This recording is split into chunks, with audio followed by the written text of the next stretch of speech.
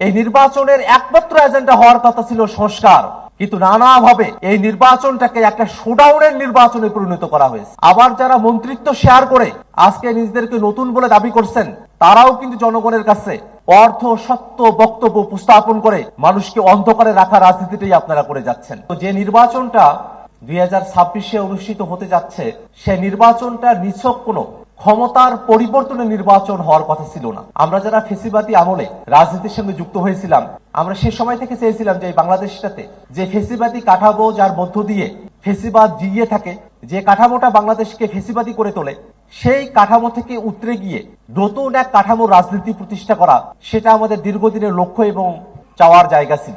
যে নির্বাচন 26 সালে অনুষ্ঠিত হবে, এই নির্বাচনের একমাত্র এজেন্ডা হওয়ার কথা ছিল সংস্কার, কিন্তু নানাভাবে এই নির্বাচনটাকে একটা শোডাউনের নির্বাচনে পরিণত করা হয়েছে। এক দল বলছে যে আমরা আগে ক্ষমতা পরিচালনা করেছি, অভিজ্ঞতা আছে।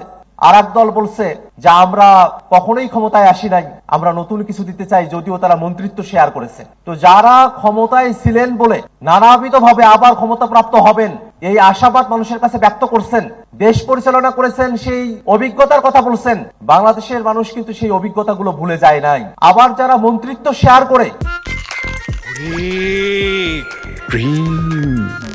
ফ্যান্টাস্টিক ওরে ক্রিম বিস্কিট আজকে নিজেদেরকে নতুন বলে দাবি করছেন, তারাও কিন্তু জনগণের কাছে অর্ধ সত্য বক্তব্য উপস্থাপন করে মানুষকে অন্ধকারে রাখা রাজনীতিটাই আপনারা করে যাচ্ছেন। বর্তমান যে বাংলাদেশ, এই সময়টাতে বাংলাদেশের রাজনীতিকে নতুন ভাবে কিভাবে ঢেলে সাজানো যায়, কিভাবে এই রাজনীতিকে আমরা একটা পলিসির রাজনীতিতে রূপান্তরিত করতে পারি, কিভাবে বাংলাদেশের আপামর জনতা, ছাত্র, শ্রমিক, কৃষক, যুবক, নারী এবং নানা ধর্মের মানুষেরা তাদের জন্য সত্যিকার অর্থে একটা স্বনির্ভর বাংলাদেশ আমরা গড়ে তুলতে পারি, সেই রাজনীতিটা এখন হওয়ার কথা ছিল। কিন্তু সেই রাজনীতিটা না হয়ে শুধুমাত্র ক্ষমতা দখলের কে কেন্দ্র করে নানা ধরনের বাইনারি তৈরি করে বাংলাদেশের মানুষকে সামনের নির্বাচনে ভুলভাবে প্রভাবিত করার এক ধরনের প্রবণতা আমরা রাজনৈতিক দলগুলোর কাছে আমরা লক্ষ্য করছি।